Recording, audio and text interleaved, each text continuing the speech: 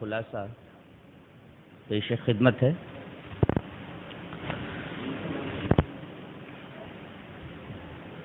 پارے کے شروع میں یہ فرمایا گیا کہ دنیا میں جتنے بھی انبیاء آئے نفس نبوت میں سب برابر تھے، لیکن فضائل و کمالات میں ایک دوسرے سے مختلف تھے۔ مثلا حضرت موسیٰ علیہ السلام سے اللہ تبارک و تعالی نے براہ راست کلام فرمایا۔ حضرت داؤد علیہ السلام کے ہاتھ میں لوہے کو موم بنا دیا۔ سلیمان علیہ السلام کو نبوت کے ساتھ بادشاہت عطا فرمائی۔ سلیمان علیہ السلام کے لیے جنوں کو مسخر کر دیا۔ سلیمان علیہ السلام کے لیے ہوا کو مسخر کر دیا۔ حضرت ابراہیم علیہ السلام کو اللہ نے اپنا خلیل بنا لیا۔ ایسے ہی جناب محمد الرسول اللہ صلی اللہ علیہ وسلم کو قرآن حکیم جیسا علمی معجزہ عطا فرمایا۔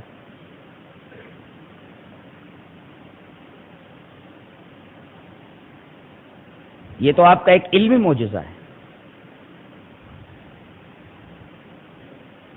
اور ایک معجزہ تو آپ سب کو معلوم ہے کہ اللہ تبارک و تعالی نے آپ کو ساتوں آسمانوں پر بلایا اور رات کے ایک حصے میں آپ سیر کر کے واپس دنیا میں آ گئے۔ اسی طرح حضرت عیسیٰ علیہ السلام کی یہاں دو فضیلتیں بیان کی جا رہی ہیں۔ تلک الرسل فضلنا بعضهم على بعض منهم من کلم اللہ ورفع بعضهم درجات وآتینا عیسی ابن مریم البینات وأیدناہ بروح القدس، یعنی ہم نے عیسیٰ ابن مریم کو بینات عطا کی۔ یہ بینات کیا ہوتی؟ روشن دلائل، روشن نشانیاں۔ مثلا اللہ کے حکم سے مردوں کو زندہ کر دینا ایک عظیم نشانی ہے۔ مادرزاد اندھے کو بینا کر دینا ایک عظیم نشانی ہے۔ کوڑھی کو، مجذوم کو اللہ کے حکم سے شفا دے دینا روشن نشانی ہے۔ مٹی کی چڑیا بنا کر اس میں پھونک مار دینا، چڑیا فضا میں اڑتی چلی جائے ایک روشن نشانی۔ تو بینات کا مطلب ہے روشن نشانیاں، جن کی کچھ مثالیں میں نے آپ کے سامنے رکھی۔ وَأَيَّدْنَاهُ بِرُوحِ الْقُدُسِ، یہاں ٹھہر کر ہم اس ٹکڑے کا مطلب پہلے سمجھیں گے۔ ہم نے عیسیٰ علیہ السلام کی روح القدس کے ذریعے تائید فرمائی، یعنی جبرائیل علیہ السلام کے ذریعے حضرت عیسیٰ علیہ السلام کو ہم نے تقویت پہنچائی۔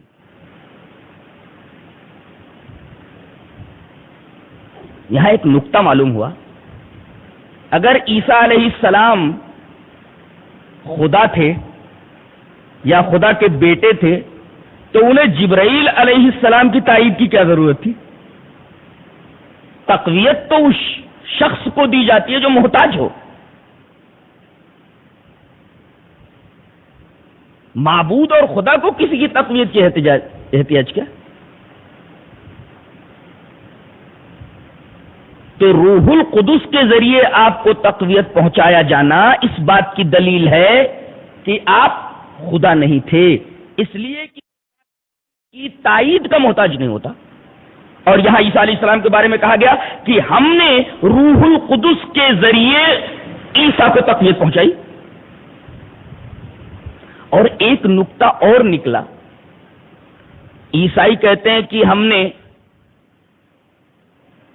یہ عقیدہ بنایا ہوا ہے، ہمارا یہ عقیدہ ہے کہ عیسیٰ علیہ السلام دنیا کے تمام انسانوں کے گناہوں کو اپنے کندھے پر لے کر کے سولی پر چڑھ گئے، مصلوب ہو گئے، یعنی سولی پر ان کی موت ہو گئی. قرآن حکیم دعوت فکر دیتا ہے ایسے عقیدہ رکھنے والوں کو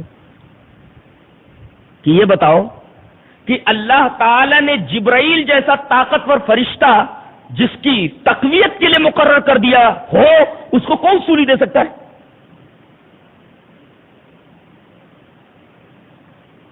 جبرائیل علیہ السلام جیسا طاقتور فرشتہ جس کی تقویت پہنچانے کے لیے مقرر کیا گیا ہو، اس کو مصلوب کون کر سکتا ہے؟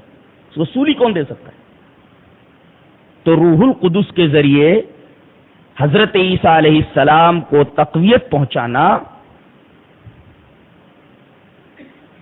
اس بات کو ثابت کرتا ہے کہ آپ کو سولی نہیں دی گئی، آپ مصلوب نہیں ہوئے.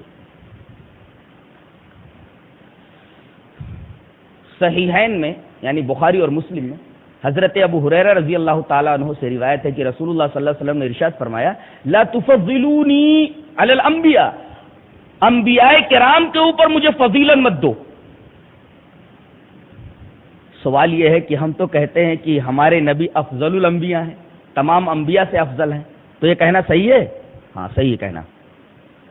یہاں جو آپ نے کہا کہ مجھے انبیاء کے اوپر فضیلت مت دو، مطلب یہ ہے کہ کسی خاص نبی کا ذکر کر کے اس کا نام لے کر کے یہ مت کہو کہ اس نبی سے میں افضل ہوں. مثلا میں یونس سے افضل ہوں، میں موسیٰ سے افضل ہوں. ممانعت اس وجہ سے کی گئی کہ کہیں فرط محبت میں، جوش جذبات میں آپ جس نبی پر نبی کریم صلی اللہ علیہ وسلم کو فضیلت دے رہے ہیں، اس کے حق میں اس کے لیے تمہاری زبان سے کوئی توہین کا کلمہ، تنقیص کا کلمہ نہ نکل جائے. اس وجہ سے منع کیا گیا کہ مجھے کسی مخصوص نبی اس کا نام لے کر کے اس پر مجھے فضیلت مت دو، ورنہ آپ کو عمومی طور پر افضل الانبیاء کہا جا سکتا ہے.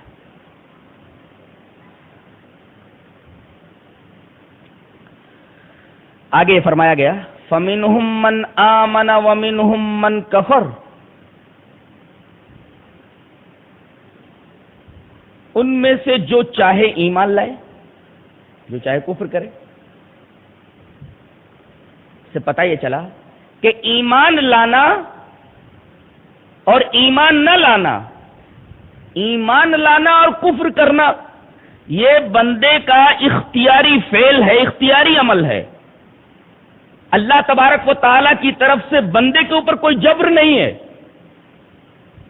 کہ وہ ایمان ہی لے آئے، بندے کے اوپر جبر نہیں کہ وہ کافر ہی رہے. جو چاہے ایمان لائے، جو چاہے کفر اختیار کرے. ایمان لانا نہ لانا یہ بندے کا اپنا اختیاری فعل ہے، اختیاری عمل ہے. اللہ کی طرف سے اس کے اوپر کوئی زور زبردستی نہیں ہے.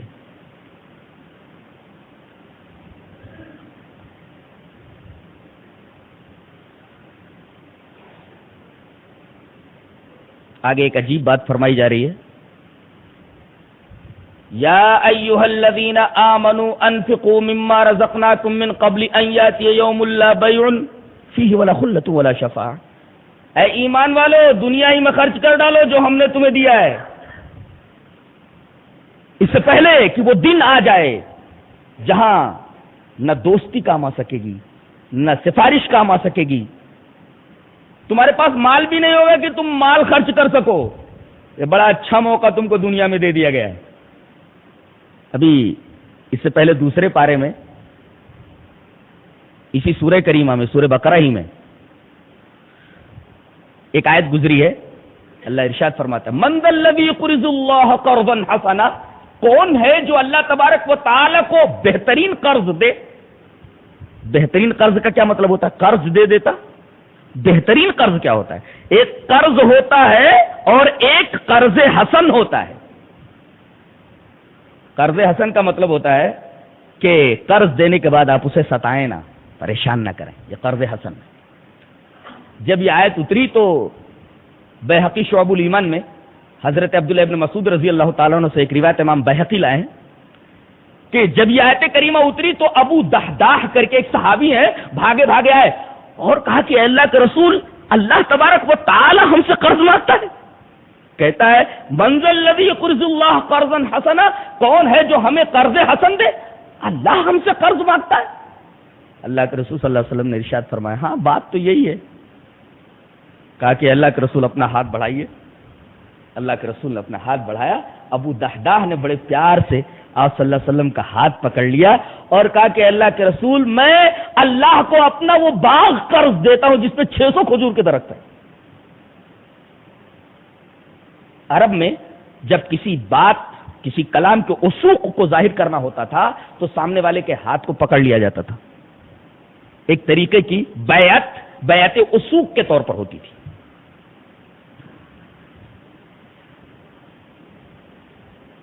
قرآن حکیم کی آیتوں سے صحابہ کرام کو کس قدر محبت تھی. پورا باغ 600 درخت کھجور کے جس باغ میں ہوں، ایک آیت کریمہ سن کر کے اللہ کی راہ میں وہ باغ دے دینا کمال ایمان کی دلالت ہے، کمال ایمان کی دلیل ہے اور یہ کمال ایمان پر دلالت کرتا ہے.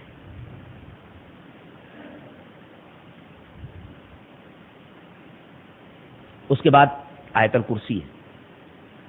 ایک ہی آیت ہے. حضرت ابو امامہ باہلی رضی اللہ تعالیٰ عنہ فرماتے ہیں، نسائی شریف کی روایت ہے، نسائی میں روایت موجود ہے حضرت امامہ سے. حضرت ابو امامہ فرماتے ہیں کہ رسول اللہ صلی اللہ علیہ وسلم نے ارشاد فرمایا کہ جو شخص ہر فرض نماز کے بعد، پھر سے سنو، حضرت ابو امامہ رضی اللہ تعالیٰ عنہ فرماتے ہیں کہ جو شخص ہر فرض نماز کے بعد آیت الکرسی کو پڑھا کرے تو اسے جنت میں جانے سے کوئی چیز نہیں روک سکتی سوائے موت کے. مرا جنت میں پہنچ گیا. اتنی بڑی فضیلت ہے آیت الکرسی کی. اگر آدمی فرض نماز کے بعد برابر کرے. نسائی شریف کی روایت ہے، راوی حضرت ابو امامہ. مسلم میں ایک حدیث پاک موجود ہے کہ قرآن کی سورتوں میں سب سے اعظم سورت سورہ اخلاص ہے. قل هو اللہ احد اللہ الصمد لم یلد ولم یولد ولم یکن لہ کفوا احد. اور آیتوں میں سب سے عظیم آیت آیت الکرسی ہے. سورت سب سے عظیم کون سی ہے؟ سورہ اخلاص. اور سب سے عظیم آیت کون سی ہے؟ آیت الکرسی.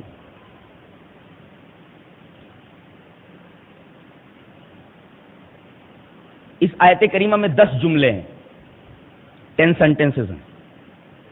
پہلا سینٹنس ہے، پہلا جملہ ہے اللہ لا الہ الا ہو. اس کے بعد 9 جملے ہیں. یہ پہلا جملہ دعویٰ ہے اور 9 جملے اسی دعوے کی دلیل ہیں. دعویٰ کیا ہے؟ اللہ کے سوا کوئی معبود نہیں. اب سوال یہ ہے کہ اللہ کے سوا کوئی معبود کیوں نہیں؟ 9 جملوں میں اسی دعوے کی دلیل دی گئی ہے. سب سے پہلی دلیل تو یہی ہے الحی، زندہ ہے وہ. جو زندہ رہے وہی معبود ہو سکتا ہے. جسے موت لاحق ہو جائے وہ معبود کیسے ہو سکتا ہے؟ اور اللہ کے علاوہ کوئی حقیقی حیات سے متصف نہیں.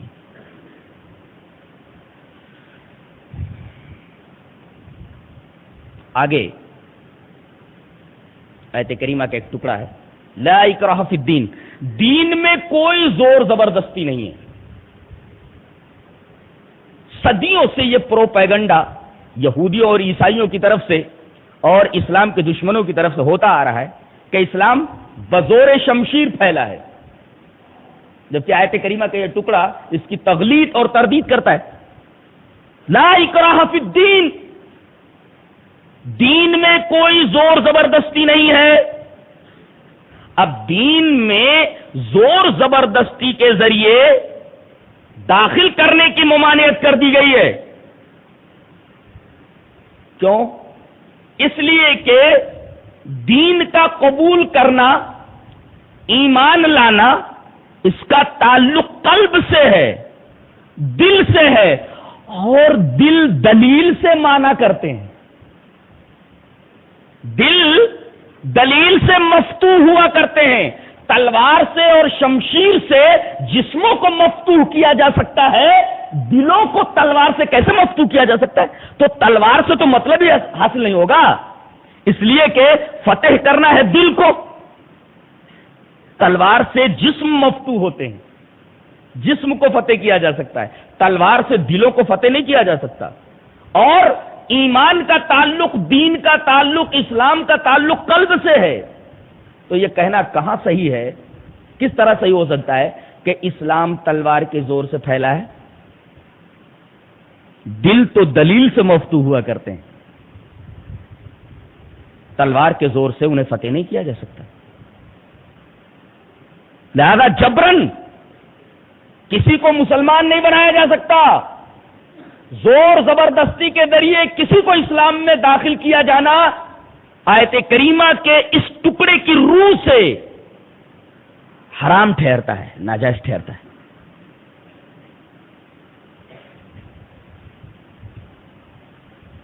آگے جو ٹکڑا ہے وہ اسی بات کی تائید کر رہا ہے. قد تبین الرشد من الغی، گمراہی سے ہدایت بالکل واضح ہو گئی ہے. وہی میں نے کہا کہ دل دلیل سے مفتوح ہوتے ہیں، دلیل پیش کر دی گئی ہے، چاہے مانو یا نہ مانو. اس کے بعد کہا گیا فمن یکفر بالطاغوت ویؤمن باللہ، جو آدمی طاغوت کا انکار کرے اور اللہ پر ایمان لائے. یعنی ہمارے ہاں نفی پہلے ہے، نیگیشن پہلے ہے، اس بات بعد میں ہے. پہلے نفی ہے، لا الہ الا اللہ، پہلے لا ہے نہیں. اور یہ تو دنیا کے کاروبار میں بھی چلتا ہے. کھیت کو پہلے مضر اثرات سے پاک کیا جاتا ہے، مضر چیزوں سے پاک کیا جاتا ہے، اس کے بعد دانہ ڈالا جاتا ہے. پہلے نفی ہے، بعد میں اس بات ہے کہ دانہ ایسے لے جا کر کے ڈال دیتے ہیں کھیت میں، نہیں، پہلے غلط چیزوں سے کھیت کو پاک کیا جاتا ہے، غلط چیزوں سے کھیت کی نفی کی جاتی ہے، اس کے بعد دانہ ڈالا جاتا ہے. طاغوت کسے کہتے ہیں؟ اس سلسلے میں تھوڑی تفصیل ہے. ایک آدمی اللہ تبارک و تعالیٰ کی فرما برداری کو اصولاً حق جانتا ہے، لیکن عملاً فرما برداری کرنے میں کوتاہی کرتا ہے. ایسے آدمی کو فاسق کہتے ہیں. مثلاً ایک آدمی جانتا ہے اور مانتا ہے کہ نماز پڑھنا فرض ہے، روزہ رکھنا فرض ہے، صاحب نصاب ہے تو حج کرنا فرض ہے، لیکن نماز میں سستی کرتا ہے، روزہ رکھنے میں سستی کرتا ہے، لیکن اصولاً مانتا ہے کہ یہ فرض ہے، عملاً کوتاہی کرتا ہے، تو ایسا آدمی فاسق ہے. اور ایک شخص وہ ہے جو اللہ کی فرما برداری چھوڑ کر دوسرے کی بندگی کرنے لگے، اس کو کافر کہتے ہیں. اللہ کی فرما برداری چھوڑ دیا اس نے، دوسرے کی بندگی کرنے لگا، ایسا آدمی کافر ہے. پہلا فاسق، یہ دوسرا کافر. اور تیسرا اللہ سے بغاوت کر کے اپنی عبادت کی دعوت دینے لگے، اس کو طاغوت کہتے ہیں. گویا طاغوت کا مطلب ہوا ما عبد من دون اللہ، وہ طاغوت، اللہ کے علاوہ جس بھی چیز کی عبادت کی جائے وہ طاغوت. اور جو شخص اپنی پوجا کی طرف بلائے کہ میری عبادت کرو، وہ بھی طاغوت ہے، اور اللہ کے علاوہ جس چیز کی پوجا کی جائے وہ بھی طاغوت ہے. تو فمن یکفر بالطاغوت ویؤمن باللہ، جو طاغوت کا انکار کرے اور اللہ پر ایمان لائے. پہلے طاغوت کا انکار کرو، اس کے بعد اللہ پر ایمان لاؤ، ورنہ ایمان کا بیج جو ہے سڑ گل جائے گا، خراب ہو جائے گا. اس لیے کہ زمین اچھی نہیں ہے دل کی. پہلے دل کی زمین اچھی کرو نفی کر کے غیر اللہ کی. اس کے بعد آگے محاج ابراہیمی کا ذکر کیا جا رہا ہے. محاجہ مانے بحث. ہوا یوں کہ نمرود نے ابراہیم علیہ السلام کو اپنے دربار میں بلایا. کہا کہ رب میں ہوں، سنا ہے تو کسی اور کو اپنا رب مانتا ہے. کہا کہ ہاں. بولے تو مجھے رب نہیں مانتا؟ بولے نہیں. پھر تو کس کو رب مانتا ہے؟ تیرا رب کون؟ حضرت ابراہیم اپنے رب کا تعارف کرا رہے. قال ربی الذی یحیی و یمیت، میرا رب وہ ہے جو مارتا اور جلاتا ہے. تاکہ وہ کام تو میں بھی کرتا ہوں. قال انا احیی و امیت، میں بھی مارتا اور جلاتا ہوں. قید خانے سے 2 قیدیوں کو بلایا. جس قیدی کو رہا کر دیے جانے کا حکم تھا اس کو قتل کرنے کا حکم دے دیا، اور جس کے قتل کیے جانے کا حکم تھا وہ حکم بدل کر کے اسے رہا کر دیے جانے کا حکم دے دیا. جسے قتل کیا جانا تھا اسے چھوڑ دیا، اور جسے چھوڑ دیا جانا تھا اسے قتل کر دیا. کہا دیکھو میں بھی مارتا اور جلاتا ہوں. یہاں اس نے معاملے کو جمبل کر دیا، گڈمڈ کر دیا. ایک ہے مارنا اور ایک ہے قتل کرنا. آدمی قتل کر سکتا ہے، مار نہیں سکتا. یہ نکتہ یاد رکھو. آدمی قتل کر سکتا ہے مگر مار نہیں سکتا.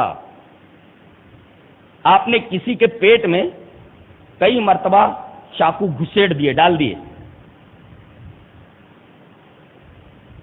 آپ نے اپنی طرف سے اسے قتل کر دیا، لیکن اب روح کا نکالنا یہ آپ کے بس میں نہیں ہے.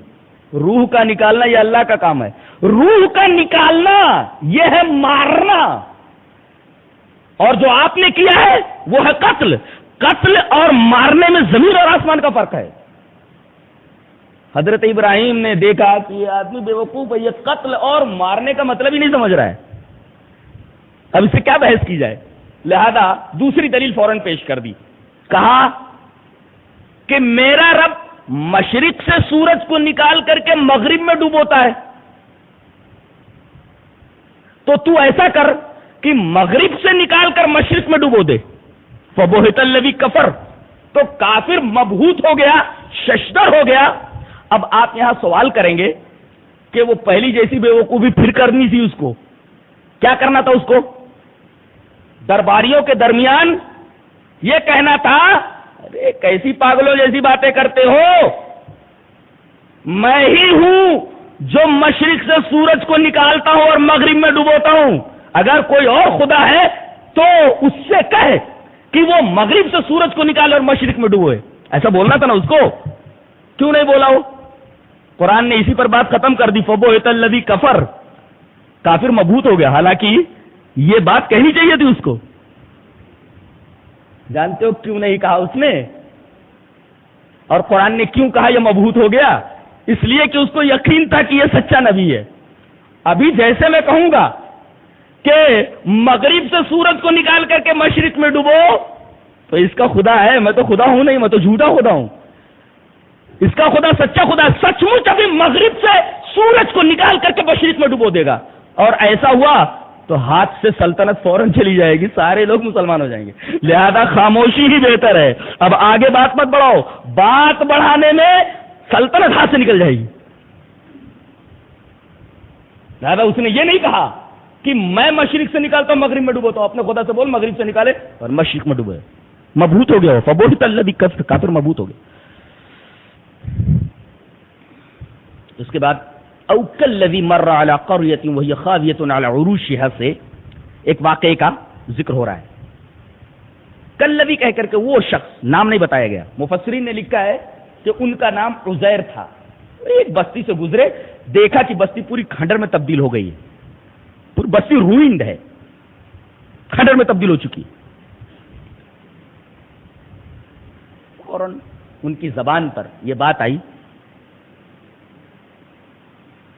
انا یحیی ھذہ اللہ بعد موتها، اللہ اس بستی کو مرنے کے بعد کیوں کر زندہ کرے گا؟ کیوں کر، انا کا جو لفظ ہے، انو کا جو لفظ ہے کیوں کر، یہ ایک تو تعجب پر دلالت کرتا ہے، دوسرا اس میں ایک کیفیت انکار کی سی رہتی ہے، کیوں کر.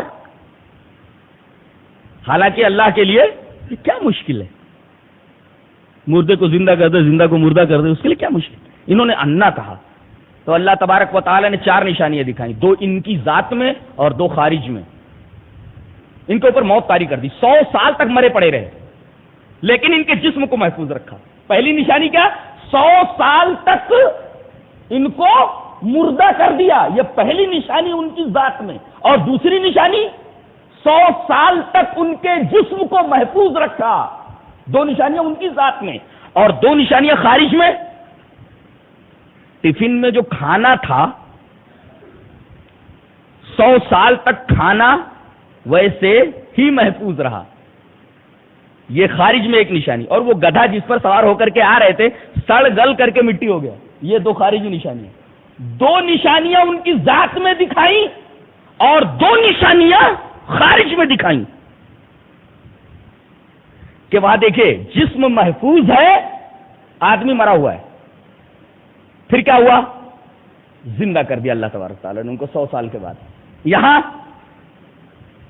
گدھا مر کر کے سڑ گل کر کے مٹی ہو گیا، کھانا ویسے کا ویسا تازہ ہے، جیسے جسم تازہ تھا ویسے کھانا تازہ تھا.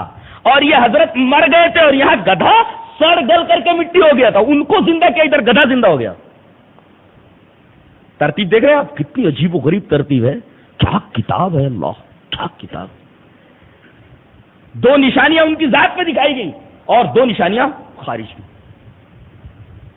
سوال کیا تھا انہوں نے، انا یحیی ھذی اللہ بعد موتہا، ان بستی والوں کو اللہ ان کی موت کے بعد کیوں کر زندہ کرے گا؟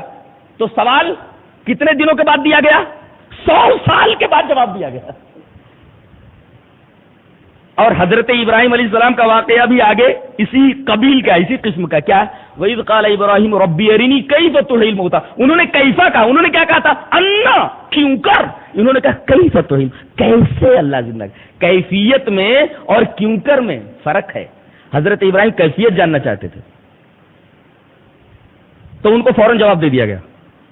حضرت ابراہیم علیہ السلام نے لفظ کیفا استعمال کیا، کیسے، ہاؤ، کیسے. اس میں انکار کسی کیفیت نہیں تھی، انکار کا شائبہ نہیں تھا، لہذا فوراً جواب دے دیا گیا. کہا کہ 4 چڑیوں کو پکڑ، ان کو سدھا اور پھر ان کے پر نوچ کر کے ایک جگہ رکھ لے اور ان کو ذبح کر کے ان کا قیمہ بنا کر کے آپس میں مکس کر لے اور ان کے گوشت کو، ان کے پروں کو 4 پہاڑوں کے اوپر رکھا اور پھر بلا.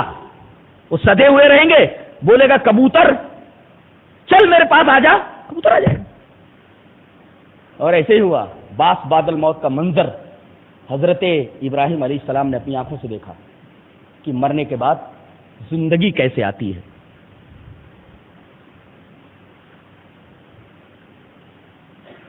جب یہ بات حضرت ابراہیم علیہ السلام نے کہی کہ کیف تحیی الموتى، اے میرے رب مجھے دکھا تو زندہ کیسے کرتا ہے مردوں کو، تو اللہ تبارک تعالیٰ نے فرمایا قال اولم تؤمن، ارے کیا بات بول رہا ہے، تجھے ایمان نہیں ہے؟ قال بلا، ایمان تو ہے، ولکن لیطمئن قلبی، لیکن قلبی اطمینان کے لیے. آپ نے کیا سمجھا؟ ایمان اور اطمینان میں فرق ہے. ایک ہے ایمان اور ایک ہے اطمینان. بولو. اللہ تبارک تعالیٰ نے کیا پوچھا؟ قال اولم تؤمن، ایمان نہیں ہے تجھے کہ میں مردوں کو زندہ کرتا ہوں اور کر سکتا ہوں؟ قال بلا، اللہ میرے معبود ایمان ہے اس بات پر. وَلَكِنْ لِيَطْمَئِنَّ قَلْبِي، لیکن میں باس بادل موت کا منظر دیکھنا چاہتا ہوں اطمینان قلب کے لیے. تو ایک ہے ایمان قَالَ أَوَلَمْ تُؤْمِنْ، اور ایک ہے اطمینان وَلَكِنْ لِيَطْمَئِنَّ قَلْبِي. تو ایمان اور اطمینان میں فرق ہے، اس کو سمجھاتا ہوں.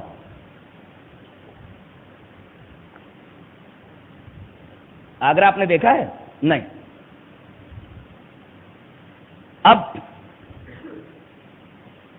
آپ کو یقین ہے کہ آگرہ ہے کہ نہیں ہے، اگرچہ آپ نے نہیں دیکھا ہے. سن کر کے آپ کو یقین ہو گیا ہے کہ آگرہ میں تاج محل ہے، لیکن آپ نے تاج محل نہیں دیکھا ہے. اور آدمی کی ایک عجیب فطرت ہے کہ کسی چیز کا جب یقین کر لیتا ہے، جب تک اس کا مشاہدہ نہ کر لے تب تک اس کا دل بے قرار رہتا ہے. کوئی کہہ دے یار آگرہ میں تاج محل ہے، کیا بلڈنگ ہے. اب دیکھو یقین تو ہو گیا آپ کا کہ آگرہ میں تاج محل ہے، لیکن اب دل بے قرار ہے. کہے گا بھائی یقین تو ہو گیا نا کہ تاج محل ہے، لیکن اب اس کی کیفیت دیکھنے کے لیے آپ بے قرار ہے. کیسے بنا ہے وہ ذرا دیکھیں چل کے. اب دیکھ لیں گے آپ تو آپ کو اطمینان ہو جائے گا، سکون ہو جائے گا. اس کا مطلب یہ کہ ایمان کے ساتھ اضطراب جمع ہو سکتا ہے. یہ نقطہ ہے شرح العقیدۃ الطحاویہ کے اندر یہ نقطہ بیان کیا گیا کہ ایمان کے ساتھ اضطراب جمع ہو سکتا ہے. کسی بات کا آپ کو یقین ہو جائے، لیکن آدمی کا ذہن منتشر رہتا ہے اور جب اس کو دیکھ لیتا ہے تو اضطراب رفع ہو جاتا ہے اور دل کو سکون مل جاتا ہے. تو یقین نام ہے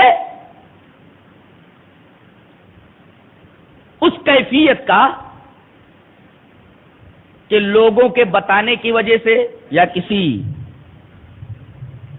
اور طریقے سے کسی چیز کے وجود کا علم ہو جائے. اور اطمینان نام ہے آپ اس کو دیکھ لیں اور آپ کے دل کو سکون مل جائے. تو سکون دل کا نام اطمینان ہے. اور ایمان کسے کہتے ہیں؟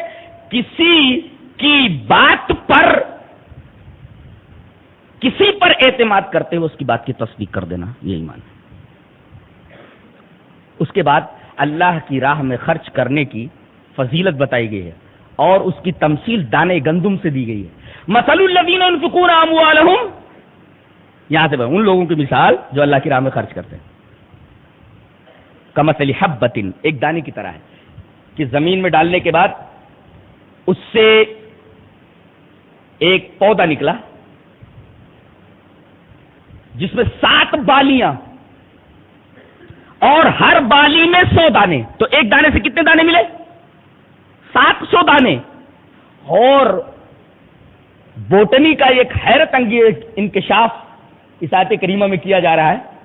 آج جانتے ہیں بوٹنی اتنا ترقی کر چکی ہے، ایگریکلچرل فیلڈ اتنا ڈیولپڈ ہو چکا ہے، پھر بھی آج ہم ایک دانے سے صرف 50 دانے حاصل کر رہے ہیں. صرف اور صرف کتنا؟ ایک دانے سے صرف 50 دانہ. اور قرآن حکیم نے کیا کہا؟ ایک دانے سے 100 دانے حاصل کیے جا سکتے ہیں. اس کا مطلب بوٹنی ابھی بہت پیچھے ہے. ایگریکلچرل فیلڈ کو اور ایگریکلچرل کے علم کو مزید وسیع کرنے کی ضرورت ہے. ایگریکلچر جو لڑکے پڑھ رہے ہیں ان سے قرآن کہہ رہا اور پڑھو میاں، ابھی بہت پیچھے ہو تمہارا علم ابھی بہت ناقص ہے، تمہاری تحقیق ناقص ہے. ایک دانے سے ابھی صرف 50 دانے حاصل کر رہا ہو، ایک دانے سے 700 دانے مل سکتے ہیں. اللہ کتنی عجیب بات ہے. اچھا،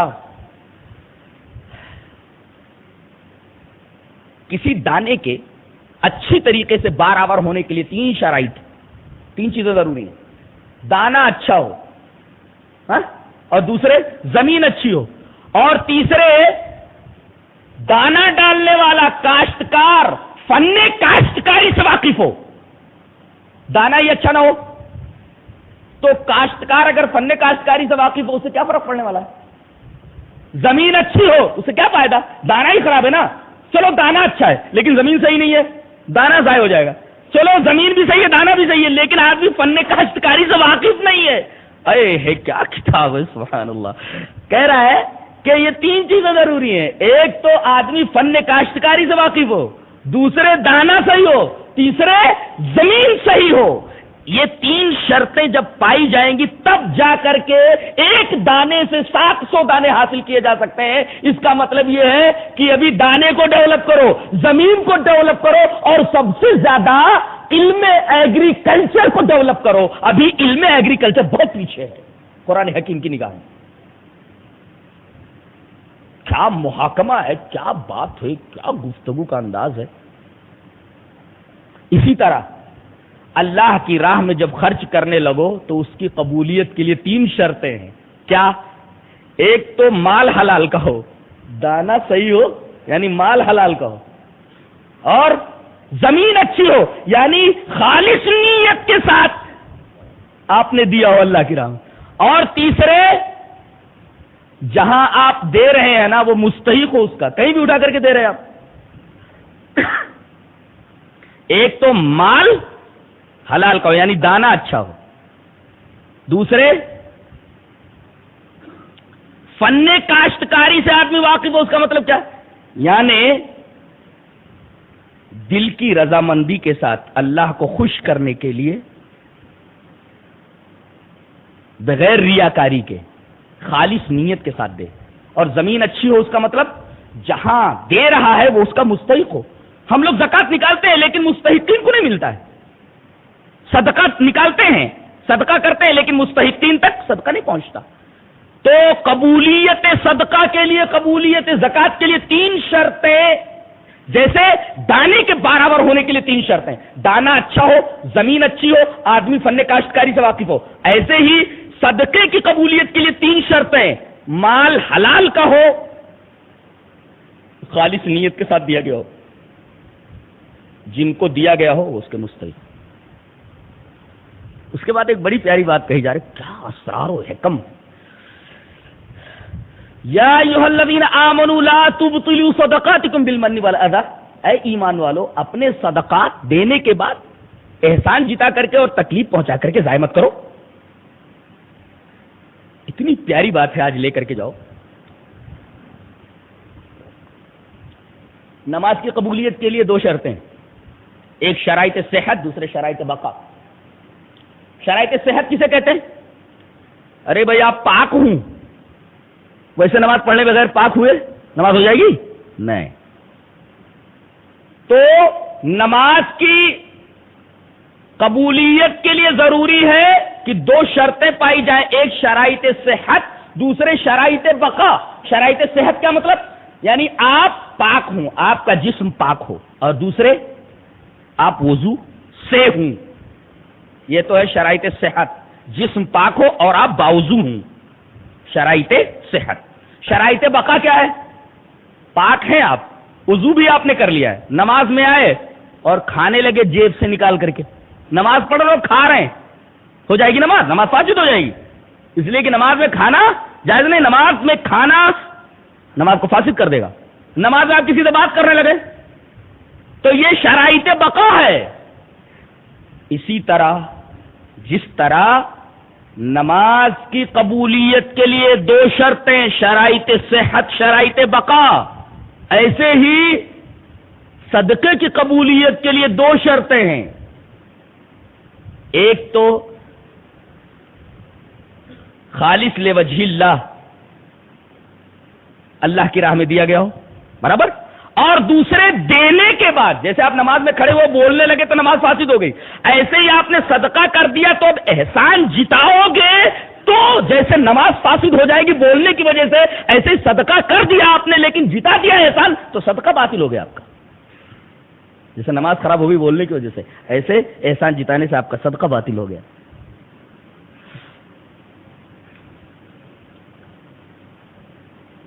صدقے سے اور زکوٰۃ سے کون روکتا ہے، کون ڈراتا ہے؟ تو شیطان.